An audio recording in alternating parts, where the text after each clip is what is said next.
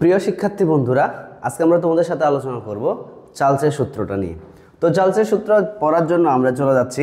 তো আমরা জানি যে কোনো গ্যাসের সূত্র সাথে রিলেটেড আমাদের তিনটা রাশি আছে, পি, টি এবং ভি, অর্থাৎ চাপ, তাপমাত্রা এবং আয়তন। এর মধ্যে চার্লস আমরা জানি যে গ্যাসের সূত্র নির্ধারণ করার সময় যে কোনো একটা রাশিকে আমাদের কি ধরতে হয়, ধ্রুবক ধরা হয়। যেমন আমরা বয়েলের সূত্রে কি তাপমাত্রাকে ধ্রুবক রাখছি, ঠিক এরকম চার্লসের সূত্রে চার্লস চতে মনে রাখবা, চাপকে আমরা কি রাখবো, স্থির রাখবো। এই চাপকে স্থির রেখে সম্পর্ক স্থাপন কার মধ্যে করব, ভি এবং টি এর মধ্যে। তো এই চার্লস তিনি বলেন কি যে নির্দিষ্ট চাপে কোনো গ্যাসের তাপমাত্রা 1 ডিগ্রি সেলসিয়াস বৃদ্ধি করলে এর আয়তন 0 ডিগ্রি সেলসিয়াস তাপমাত্রায় গ্যাসের আয়তনের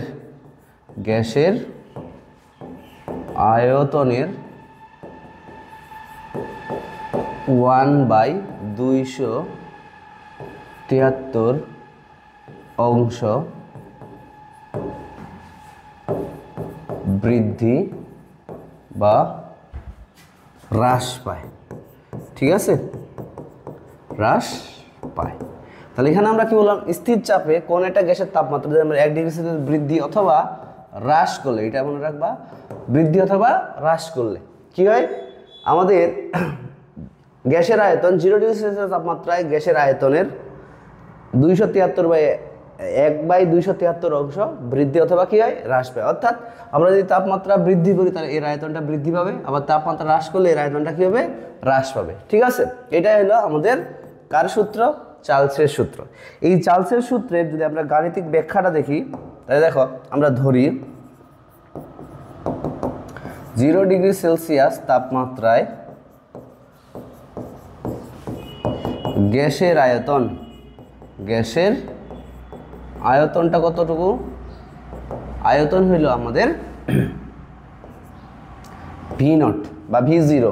ঠিক আছে, আমরা ধরে নিলাম 0 ডিগ্রি সেলসিয়াস তাপমাত্রা গ্যাসের আয়তনটা ভি জিরো। এখন যদি আমি তার তাপমাত্রা 1 ডিগ্রি সেলসিয়াস তাপমাত্রা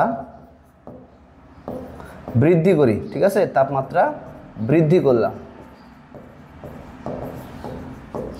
আয়তন বৃদ্ধি পাবে কতটুকু, আয়তন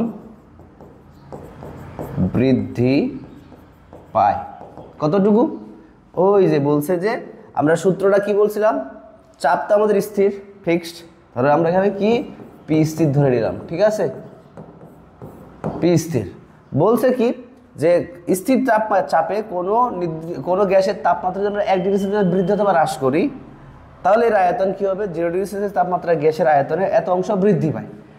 এই যে 1/273 অংশ বৃদ্ধি পাচ্ছে, তাহলে কার, 0 ডিগ্রি সেলসিয়াস। তাহলে আমরা যদি বলি যে 0 ডিগ্রি ধরে নিলাম, 0 ডিগ্রি সেলসিয়াস তাপমাত্রায় গ্যাসের আয়তন ভি নট, অতএব 1 ডিগ্রি সেলসিয়াস তাপমাত্রা বৃদ্ধি করলে তার আয়তন কতটুকু বৃদ্ধি পায়, ভি নট এর 1/273। ঠিক আছে, আমরা যদি থিটা ডিগ্রি সেলসিয়াস তাপমাত্রা বৃদ্ধি করি, অর্থাৎ যে কোনো 1 ডিগ্রি সেলসিয়াস তাপমাত্রা বৃদ্ধি করলে আয়তন বৃদ্ধি পাবে কি, ভি নট এর θ/273।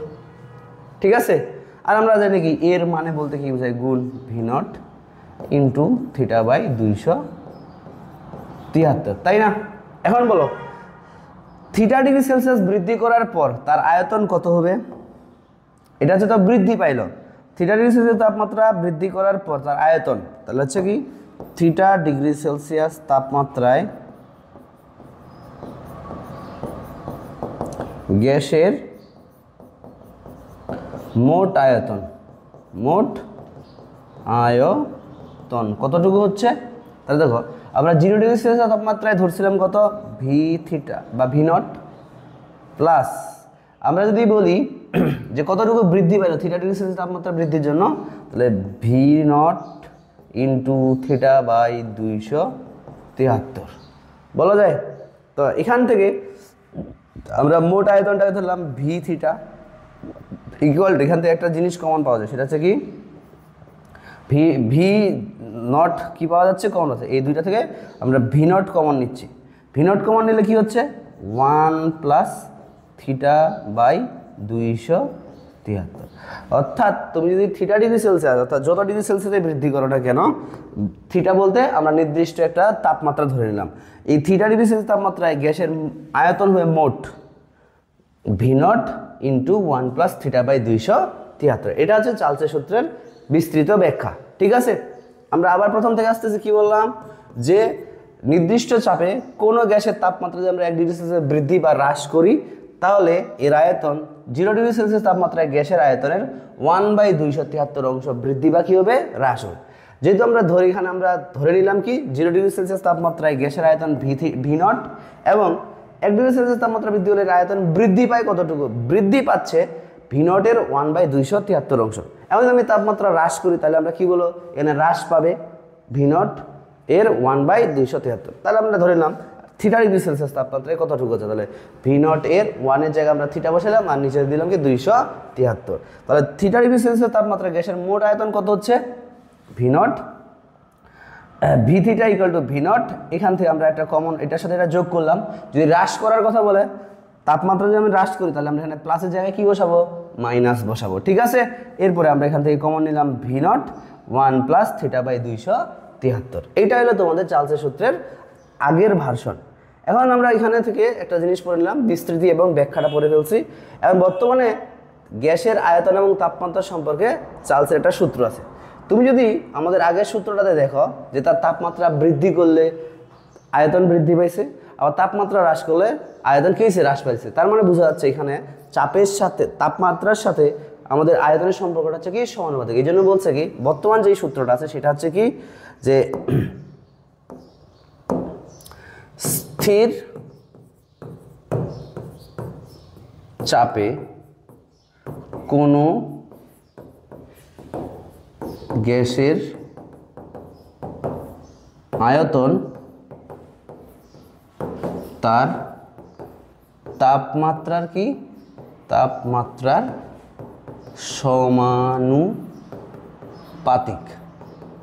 সমানুপাতিক। ঠিক আছে, অর্থাৎ আমরা যদি এরকম করে গাণিতিক ব্যাখ্যা দেই ভি সমানুপাতিক টি। ঠিক আছে, এবং যদি আমরা ধরি এইখানে আমাদের কি আছে, চাপটা কি থাকবে, পি থাকবে স্থির, পি থাকবে কি স্থির। আমরা জানি কি সমানুপাতিক চিহ্নকে তুলে দিতে হলে আমাদের কি লাগে, সমান চিহ্ন এবং ধ্রুবক টি। তাহলে আমরা বলতে পারি V by T equal to কি কে। আর আমরা বয়েলের সূত্রে যখন শিখছি কোনো কিছুর গুণফল বা ভাগফল যদি সমান হয়, তাহলে আমরা এইভাবে লিখতে পারি V1 by T1 equal to V2 by T2। ঠিক আছে, এটা হচ্ছে আমাদের বর্তমানে গ্যাসের আয়তন এবং তাপমাত্রা সম্পর্কে চার্লসের সূত্র কি ভি সমানুপাতিক টি, অর্থাৎ স্থির চাপে কোনো গ্যাসের আয়তন তার তাপমাত্রা কি হয়, সমানুপাতিক হয়। এবং সেখান থেকে আমরা একটা বিস্তৃত সূত্র বানাইলাম কি V1 by T1 equal to কি V2 বাই T2। এটা তোমাদের এখান থেকে ছোটোখাটো ম্যাথ আসতে পারে। ওকে, এবার চলে যাচ্ছে আমাদের পরবর্তী যে এই টপিকটা, চার্লসের সূত্রের গ্রাফ। বর্তমানে ভি বনাম টি এর একটা কি আছে, গ্রাফ আছে। কারণ ভি বনাম টি এর যদি আমরা গ্রাফ দেখতে যাই, তো এখানে দেখো, তো আমরা কি করলাম, একটা গ্রাফ নিলাম যার এক্স অক্ষ বরাবর নিলাম টি, কারণ যেহেতু টি হচ্ছে আমাদের স্বাধীন রাশি, আর ওয়াই অক্ষ বরাবর নিলাম কি ভি। যেহেতু এখানে সম্পর্কটা ছিল কি ভি সমানুপাতিক টি, আমরা আগেই দেখছি সমানুপাতিক যদি থাকে তাহলে আমাদের কি হয়, এটা মূল বিন্দুগামী একটা কি হবে, সরল রেখা। এটা হবে কি পি থাকবে কি স্থির, আমরা কি পাবো, মূল বিন্দুগামী একটা সরল রেখা পাবো। ওকে, এটা থেকে আর এখান থেকে বেশি কিছু বোঝার দরকার নেই, কারণ আমরা বয়েলের সূত্রতেই দেখাই ফেলছি।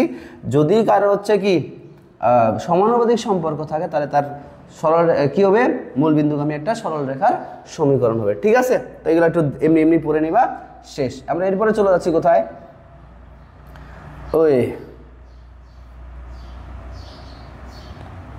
এবারে যাবো আমরা একটা টপিক যার নাম হচ্ছে কি পরম শূন্য তাপমাত্রা। এবার আমরা কি বলবো, পরম শূন্য তাপমাত্রা। এখন পরম শূন্য তাপমাত্রা আমরা কাকে বলতেছি? পরম শূন্য তাপমাত্রা আমরা কাকে বলতেছি? দেখো, পরম শূন্য তাপমাত্রা, শূন্য শব্দটা আছে না, তাহলে যে তাপমাত্রায় স্থির চাপে যে তাপমাত্রায় কোনো গ্যাসের আয়তন কি হয়ে যায়? শূন্য হয়ে যায়, তাকেই বলতেছি আমরা পরম শূন্য তাপমাত্রা। তাহলে কি বললাম? স্থির চাপে যে তাপমাত্রায় কোনো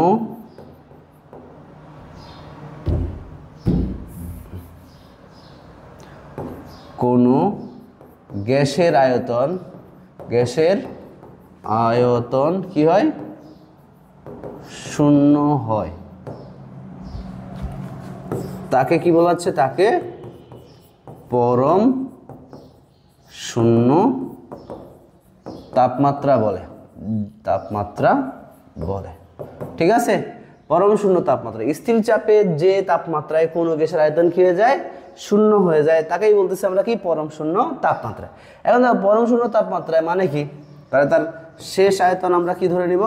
শেষ আয়তন হবে কি? ভি থিটা ইকুয়াল টু কি হবে? 0। ঠিক আছে? তাহলে দেখো, আমরা চার্লসের সূত্রে এই জিনিসটা দেখছি না? চার্লসের সূত্রে এই জিনিসটা দেখছি যে V theta equal to V nought 1 plus theta by 273 একটা সূত্র পাইছিলাম। ঠিক আছে? এবার দেখো, যেহেতু আমরা বলছি পরম শূন্য তাপমাত্রায় গ্যাসের আয়তন কি হয়ে যায়? শূন্য হয়ে যায়, তাহলে হচ্ছে কি আমাদের এই মানটা কি ধরে নিব? 0। তাহলে বলা যায় V nought into 1 plus theta by 273 equal to কি হলো? 0। কেন? আমরা জাস্ট খালি সাইড চেঞ্জ করছি। ঠিক আছে? এবার দেখো, এরপরে যে জিনিসটা আসছে সেটা হচ্ছে কি, এটা গুণ অবস্থা আছে, এদিকে গেলে কী হবে? ভাগ হয়ে যাবে। তাহলে কি 1 প্লাস থিটা বাই 273, এটা গুণ অবস্থা আছে, যে ভাগ হলে কি 0কে যায়, যদি কোনো কিছু দিয়ে ভাগ করে 0ই হবে। এবারে দেখো, এখানে আমাদের কি আছে? থিটা বাই 273, এদিকে প্লাস আছে, এটা দিয়ে এদিকে গিয়ে কী হয়ে যাবে? -1। অতএব আমরা বলতে পারি না থিটা ইকুয়াল টু, এটা গুণ করলে -273। ঠিক আছে? Theta equal two -273 degree Celsius. তাহলে মনে রাখবা যে কোনো একটা গ্যাসের তাপমাত্রা যদি -273 ডিগ্রি করা হয়, তখন তার কি আয়তন কি হবে? আয়তন হবে কি? শূন্য হবে। ঠিক আছে? আর এই তাপমাত্রাটাকেই বলা হচ্ছে কি? পরম শূন্য তাপমাত্রা। এটাকেই বলতেছি আমরা কি? পরম শূন্য তাপমাত্রা। আর এই পরম শূন্য তাপমাত্রায় যখন আসে, ঠিক আছে কি না, তখন নর্মালি ক্ষেত্রে এই তাপমাত্রাতে আমরা পরম শূন্য তাপমাত্রা বলি। কিন্তু যদি আমরা নর্মাল ক্ষেত্রে দেখি যে গ্যাসের আয়তন 273 করার আগেই গ্যাসের আয়তন কি হয়ে যায়? শূন্য হয়ে যায়। ঠিক আছে? এটা তুমি এরকম করে গ্রাফ আঁকতে পারো। ঠিক আছে? এরকম করে যে আমরা যদি এদিকে টি নেই আর এদিকে কি নেই? ভি নেই। এদিকে কি নিলাম? আমরা ভি নিলাম। ধরো এদিকে নিলাম আমরা কি? ভি। ঠিক আছে? এখানে 0 ডিগ্রি সেলসিয়াস তাপমাত্রা, এই দিক থেকে 273, আর এখানে ধরলাম কি? -273। এই বরাবর আস্তে আস্তে গ্যাসের তাপমাত্রা কি হয়ে যায়? শূন্য হয়ে যায়। ঠিক আছে? আর এই তাপমাত্রাকে বলতেছি আমরা কি? পরম শূন্য তাপমাত্রা। যদিও নর্মাল ক্ষেত্রে এত ডিগ্রি সেলসিয়াস লাগে না, 260 বা তার কাছাকাছি গেলে গ্যাসের আয়তন কি হয়ে যায়? শূন্য হয়ে যায়। তারপরে তোমরা মনে রাখবা, এমসিকিউতে যদি কোনো প্রশ্ন আসে যে পরম শূন্য তাপমাত্রা কাকে বলে, তখন এই সংজ্ঞাটা লিখবা, স্থির চাপে কোনো গ্যাসের স্থির চাপে যে তাপমাত্রায় কোনো গ্যাসের আয়তন কি হয়ে যায়? শূন্য হয়ে যায়, তাকে বলা হয় পরম শূন্য তাপমাত্রা। এবং এমসিকিউতে যদি প্রশ্ন আসে কত? -273 ডিগ্রি সেলসিয়াস। এবং পরবর্তীতে বিজ্ঞানী কেলভিন এই -273 ডিগ্রি সেলসিয়াসকে 0 কেলভিন ধরে কি করে? একটা স্কেল বানান। একটা কি করেন? স্কেল বানান। ঠিক আছে? এখন এই যে বলছে -273 ডিগ্রি সেলসিয়াসকে আমরা কি ধরতেছি? 0 কেলভিন। ঠিক আছে? তাহলে এমসিকিউতে যদি প্রশ্ন আসে পরম শূন্য তাপমাত্রা কি, যদি সেলসিয়াসে থাকে তাহলে মনে রাখবা কি? -273 ডিগ্রি সেলসিয়াস। আর কেলভিনে থাকলে আমরা কি বলবো? 0 কেলভিন। ওকে? এই হলো আমাদের কি? পরম শূন্য তাপমাত্রা। খ নম্বরে কোশ্চেন আসতে পারে যে পরম শূন্য তাপমাত্রা বলতে কি বোঝায়। ঠিক আছে? এবার দেখো, আমরা একটু চার্লসের সূত্রে রিলেটেড একটা ম্যাথ করব। ঠিক আছে? দেখো, আমরা চার্লসের সূত্রে রিলেটেড একটা কি করব? ম্যাথ করব। ঠিক আছে, এগুলো ম্যাথ অতটা ইম্পর্টেন্ট না, পরীক্ষায় খুব কম আসে। সো এটা জাস্ট খালি একটু বেসিক ক্লিয়ারের জন্য। দেখো, স্থির চাপে নির্দিষ্ট ভরে নাইট্রোজেন গ্যাস 27°C তাপমাত্রায় কত হয়েছে, 906 মিলিলিটার আয়তন দখল করে। কত তাপমাত্রায় হলে ওই গ্যাসের আয়তন কত হবে? তাহলে দেখো, আমরা হচ্ছে চার্লসের যে দ্বিতীয় সূত্র, এখানে যেহেতু পি স্থির বলছে, তাহলে আমরা অবশ্যই কোন সূত্রটা ফেলবো? চার্লসের সূত্র। পি স্থির, চাপ স্থির মানে কি? অবশ্যই কার সূত্র? চার্লসের সূত্র।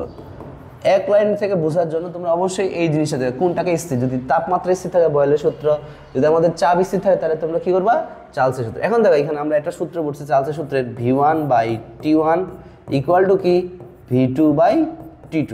এখানে তুমি যদি ডেটাগুলো দেখো, দেখো তার T1 দেওয়া আছে কত? 27°C। এটাকে অবশ্যই কি করতে হবে? কেলভিনে কনভার্ট করতে হবে। 27 প্লাস 273 মানে কত? 300 কেলভিন। ঠিক আছে, তখন তার V1 ছিল কত? 906 মিলিলিটার।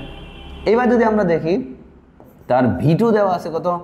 500 মিলিলিটার। তাহলে আমাদের বের করতে হবে কি? P2। ঠিক আছে, সরি T2। কি বের করবো? কত তাপমাত্রায় না, তাহলে আমরা কি বের করবো? T2। ঠিক আছে, এবার দেখো আমরা তাহলে এখানে লিখলাম কি? V1/T1 ইকুয়াল টু কি? V2/T2। এখানে আমরা কি T2 মান বের করব। তাহলে আমাদের কি হচ্ছে?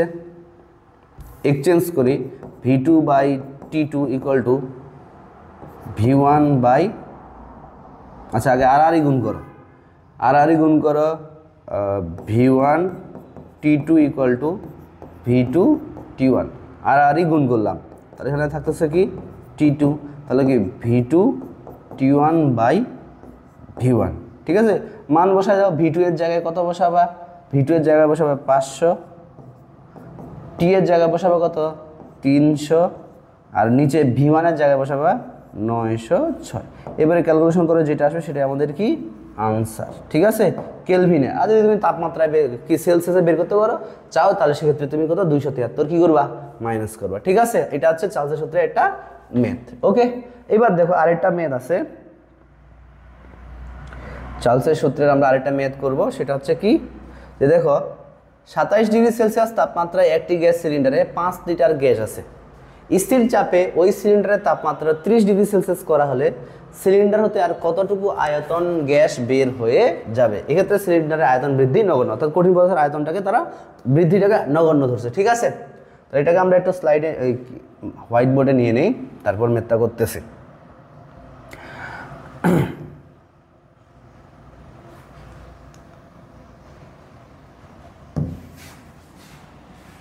দেখো, আমরা যদি ম্যাথটা দেখি, এখানে কি বলা হয়েছে? 2 নম্বর ম্যাথটা, যে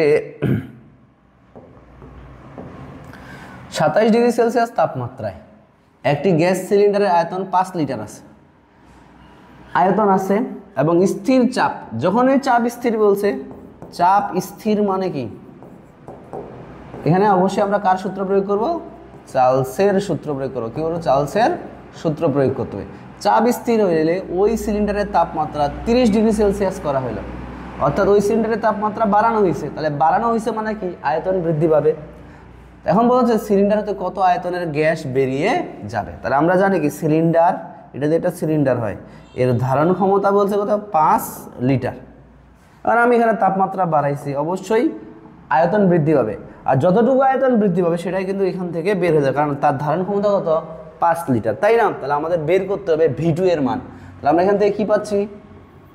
আমাদের পি স্থির যেহেতু, তাহলে আমরা প্রথমে দেখি T1 এর মান আছে 27°C বা 300 কেলভিন। V1 দেওয়া আছে কত? 5 লিটার। T2 দেওয়া আছে কত? 30°C মানে কত? 30 প্লাস 273 কত হইল? 303। ঠিক আছে, 303 কেলভিন। তাহলে আমাদের বের করতে হবে কি? V2 equal to what? তাহলে আমরা বের করলাম কি? আমরা জানি কি? V1/T1 ইকুয়াল টু কি? V2/T2। তাহলে আমাদের সূত্র হচ্ছে কি? V2 ইকুয়াল টু কি থাকতেছে? V1T2/T1, তাই না? তাহলে দেখো, V1 এর মান কত? 5, T2 এর মান হচ্ছে কত? 303, আর V2 এর মান হচ্ছে T1 এর মান হচ্ছে কত 300। ক্যালকুলেশন করে যদি আমরা দেখি, ক্যালকুলেশন করলে দেখো এখানে কি আসতেছে, দেখি 5 × 303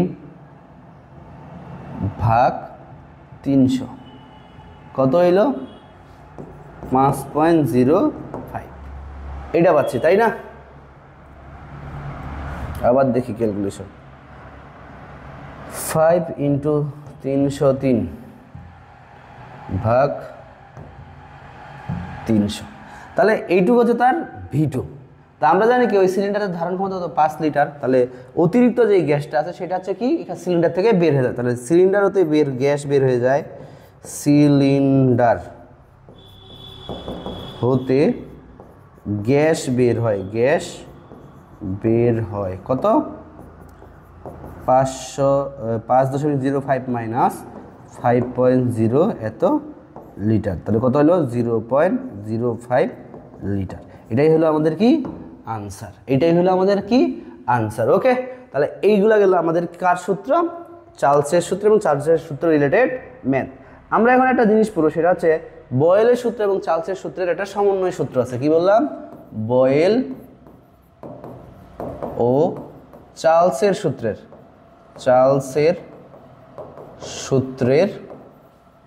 সমন্বয় সূত্র, ঠিক আছে। বয়েল এবং চার্লসের সূত্রের একটা কি পাবো, সমন্বয় সূত্র পাবো। এখানে যদি আমরা দেখি সমন্বয় সূত্র, দেখো আমরা বয়েলের সূত্রে কি পাইছি, বয়েলের সূত্র যেখানে ভি সমানুপাতিক পাইছি আমরা কি 1/p, যেখানে কি স্থির ছিল, টি স্থির ছিল, ঠিক আছে। এবং চার্লসের সূত্রে কি পাইলাম, চার্লসের সূত্রে যে ভি সমানুপাতিক টি, যখন আমাদের কি ছিল, পি স্থির ছিল, ঠিক আছে। এখন দেখো যদি আমি বাম দিকের ভি গুলাকে একসাথে লিখি, তাহলে আমরা লিখতে পারি না T/p বলা যায়। এখন আমরা যদি এখানে সমানুপাতিক চিহ্নটাকে তুলে দিতে চাই, ধ্রুবক আসবে ইকুয়াল টু কে T/p বা ভিপি PV/T ইকুয়াল টু কি কে। তাহলে এখান থেকে যদি এটা মান ধ্রুবক হয়, তাহলে আমরা বলতে পারি P1 V1/T1 equal to P2 V2/T2। এই যে জিনিসগুলো আমাদের মাথায় রাখতে হবে, ঠিক আছে। এটা হচ্ছে আমাদের কি বয়েল এবং চার্লসের সূত্রের সমন্বয় সূত্র, এটা হচ্ছে কি বয়েল এবং চার্লসের সূত্রের কি সমন্বয় সূত্র। এখন এখানে কিছু ম্যাথ আছে যেগুলো সৃজনশীলের জন্য ইম্পর্টেন্ট না, বাট ধরো নর্মাল তোমার বেসিকের জন্য ইম্পর্টেন্ট, এই জন্য আমি এগুলো ম্যাথ করাচ্ছি না, একেবারে বোর্ড কোশ্চেন ধরে করাবো, ঠিক আছে। তো আমাদের যে জিনিসটা করতে হবে সেটা হচ্ছে এখানে কিছু এককের কাহিনী আছে। কি আছে, এককের কাহিনী আছে। সেই এককের কাহিনীগুলো যদি দেখি আমরা, দেখো গ্যাসের তিনটা রাশি, একটা আছে কি রে আমাদের চাপ, একটা হচ্ছে আমাদের আয়তন, আর একটা হচ্ছে কি তাপমাত্রা। এগুলো নিয়ে একটু এককের কিছু ভেড়াচেরা হয়, ঠিক আছে। এখন আমরা যদি চাপের এককটা দেখি, মূলত আমরা বেশিরভাগ ক্ষেত্রে চাপের একক হিসেবে আমরা যেটা বলি কি ATM বা অ্যাটমসফেরিক প্রেশার, ঠিক আছে। কিন্তু যখন আমরা ম্যাথ করতে যাই তখন ATM এ দেওয়া থাকে না, পেস্কেল, কিলো পেস্কেল বা আছে তোমার আরও অনেক টর বার এরকম লেখা থাকে, ঠিক আছে। তো আমরা বেসিক যে জিনিসটা দরকার সেটা হচ্ছে 1 ATM চাপ, আমরা এটা হচ্ছে কি লিটার ATM এককে, আবার SI এককে দেখলে আমরা কি পাই, পেস্কেল। তো আমরা সবাই জানি যে আমরা চাপ এটাকে অ্যাটমসফেরিক প্রেশার কোথায় নির্ণয় করা হয়, মনে রাখবা বায়ুমণ্ডল কি সমুদ্রপৃষ্ঠ থেকে 76 সেন্টিমিটার উচ্চতায় আছে পারদের যে চাপটা আছে সেটাকেই বলতেছি আমরা 1 অ্যাটমসফেরিক, অর্থাৎ এইভাবে লিখতে পারি 76 সেন্টিমিটার অফ মার্কারি। সেন্টিমিটারকে যদি আমি মিলিমিটারে করি তাহলে কত হবে, 660 মিলিমিটার অফ মার্কারি। আর এটা যদি আমি মিটারে কনভার্ট করি 1000 দ্বারা ভাগ করবো তাহলে 0.76 মিটার অফ মার্কারি, অর্থাৎ 1 ATM সমান 76 সেন্টিমিটার অফ মার্কারি, 1 ATM সমান 760 মিলিমিটার অফ মার্কারি, এবং 1 ATM সমান কত হচ্ছে 0.76 মিটার অফ, এটা হাইট, পারদের হাইটের কথা বলা আছে, ঠিক আছে। এখন বলা হচ্ছে এখান থেকে আমি এটাকে এসআই এককে কনভার্ট করব, কি করব, এসআই এককে কনভার্ট করব। তখন কি করতে হবে, দেখো আমরা চাপ ইকুয়াল টু কি জানি, এইচ রো জি, কি জানি, এইচ রো জি। তাহলে এসআই এককে আমরা দূরত্ব মানে হচ্ছে কি 76 সেন্টিমিটার না নিয়ে আমরা কি দিতে হবে মিটারে। তাহলে এইটার মান হচ্ছে কত, 0.76। রো এর মান, রো হচ্ছে পারদের ঘনত্ব, যেখানে হচ্ছে 13,500 কেজি মিটার, আর জি এর মান কত, 9.8। যেখান থেকে আমরা যদি গুণ করি তাহলে কি পাচ্ছি, 1.01325 ইন্টু 10⁵, এটাকে বলা হয় প্যাসকেল। এটা আমরা কি করলাম, এসআই এককে চাপের একক নির্ণয় করতেছি, ঠিক আছে, প্যাসকেল। এখন দেখো এই প্যাসকেলটাকে যদি আমি একটু কাহিনী ঘটাই তাহলে কি হচ্ছে, আমি দশমিকটা এখানে না দিয়ে এখানে দিলাম, তাহলে 101.325 ইন্টু 10⁵, তাহলে দুইটা শূন্য গেছে এখানে 3 প্যাসকেল। এই যে এইটা কি হাজার না, এটা যেন আমি এভাবে লিখতে পারি 101.325 কিলো প্যাসকেল। এটা হচ্ছে আমাদের কি চাপের একক। এখন তোমার মান যদি হচ্ছে মিলিমিটারে দেওয়া থাকে, ওটাকে যদি তুমি এটিএমে কনভার্ট করতে চাও তাহলে তোমাকে এটা দিয়ে ভাগ দিতে হবে। যদি তোমার হচ্ছে কি থাকে মিটারে থাকে, তুমি এটিএমে কনভার্ট করতে চাও তাহলে এটা দিয়ে ভাগ দিতে হবে, ঠিক আছে। আবার ধরো তুমি প্যাসকেলে আসে, প্যাসকেল থেকে তুমি এটিএম করতে চাও তখন এটা দিয়ে ভাগ দিতে হবে। আবার এটিএম থেকে যদি তুমি প্যাসকেল করতে চাও তখন এটাকে এটা দিয়ে কি করতে হবে, গুণ করতে হবে। মাথায় রাখবা, ছোট থেকে যদি বড় করতে একক নির্ণয় করতে চাই, ছোট থেকে বড় করতে গেলে আমরা ভাগ দিব, আর বড় থেকে ছোটতে কনভার্ট করতে গেলে আমরা কি করব, গুণ করব। ঠিক এরকম চাপের যেমন কতগুলো কাহিনী আছে, তেমন আয়তনের ক্ষেত্রেও দেখি। আয়তনের ক্ষেত্রে বেশি কিছু লাগবে না, নর্মালি আয়তনের একক হচ্ছে কি তোমার, একক হচ্ছে মিটার কিউব, এটা হচ্ছে এসআই একক, ঠিক আছে। মনে রাখবো 1 মিটার কিউব সমান 1000 লিটার, ঠিক আছে, বা 10⁻³ লিটার, ওকে। আবার 1 লিটার সমান আমরা কি জানি, 1 DM cube equal to 1000 millilitre. কথাটা বুঝতে পারছি? অর্থাৎ 1 মিটার কিউব সমান কত, 10⁶ মিলিলিটার। এই কয়েকটা জিনিস জানলেই তোমার জন্য যথেষ্ট, ঠিক আছে। আর তাপমাত্রার জন্য অত বেশি ভেজাল নাই। তাপমাত্রা আমরা কিও জানি, দুইটাই জানি, দুইটা। একটা হচ্ছে কি তাপমাত্রার ক্ষেত্রে ডিগ্রি সেলসিয়াস, আর এটা হচ্ছে কি কেলভিন। ডিগ্রি সেলসিয়াস থেকে কেলভিন করতে চাইলে কি সেলসিয়াসের মানটাকে ডিগ্রি সেলসিয়াস প্লাস কত 273 যোগ করলে আমরা কি পাবো, কেলভিনের মানটা পাই যাব, ঠিক আছে। এই হচ্ছে আমাদের একক নিয়ে কাহিনী। এগুলো যদি একটু ভালো করে কনভার্সন শিখো তাহলে মনে করো যে তোমার জন্য ম্যাথ করা কি হবে, ইজি হবে। তো আজকে আমরা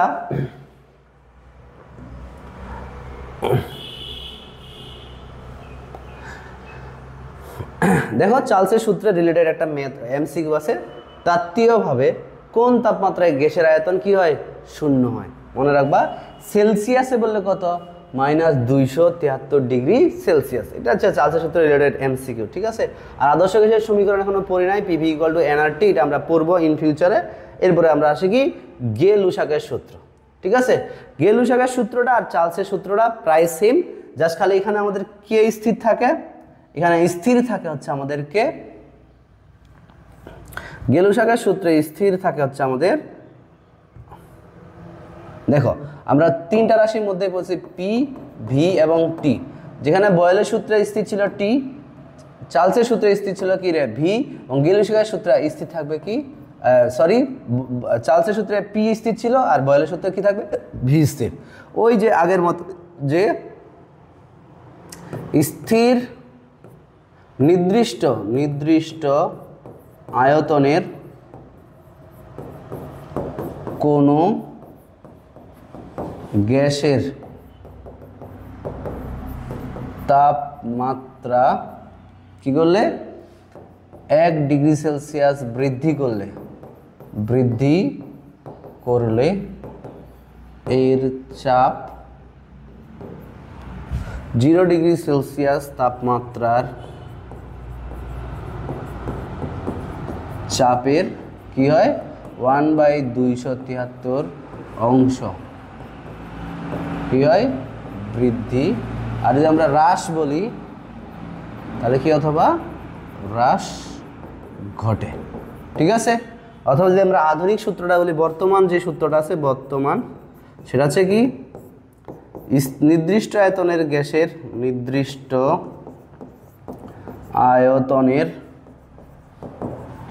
গ্যাসের চাপ তার তাপমাত্রার সমানুপাতিক। ঠিক আছে, তাহলে আমরা যদি বলি পি সমানুপাতিক টি, যেখানে কি স্থির, ভি স্থির।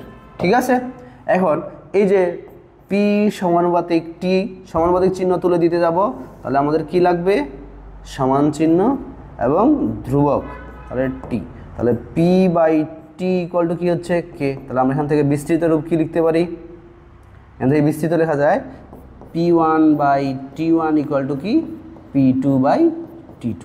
এগুলা থেকে কিছু কিছু ম্যাথ আসতে পারে, সেক্ষেত্রে অতটা বেশি ইম্পর্টেন্ট যে এমনটা না। আমরা শেষের দিকে দেখবা কিছু ইউনিভার্সিটি এবং বুয়েটের যে কোশ্চেনগুলো আছে সেগুলো আমরা একটা আলাদা সলভ ক্লাস নিব। ঠিক আছে, আপাতত তুমি খালি বেসিক ক্লিয়ার করলেই চলবে। ঠিক আছে, তো ততক্ষণ পর্যন্ত ভালো থাকো। আজকের ক্লাসটা এই পর্যন্তই শেষ করতেছি। যারা এই ক্লাসে নতুন তারা অবশ্যই আমাদের চ্যানেলটাকে সাবস্ক্রাইব করে রাখবা, সামনে আরও অনেক বেশি ভিডিও আসবে। ততক্ষণ পর্যন্ত সবাইকে ধন্যবাদ।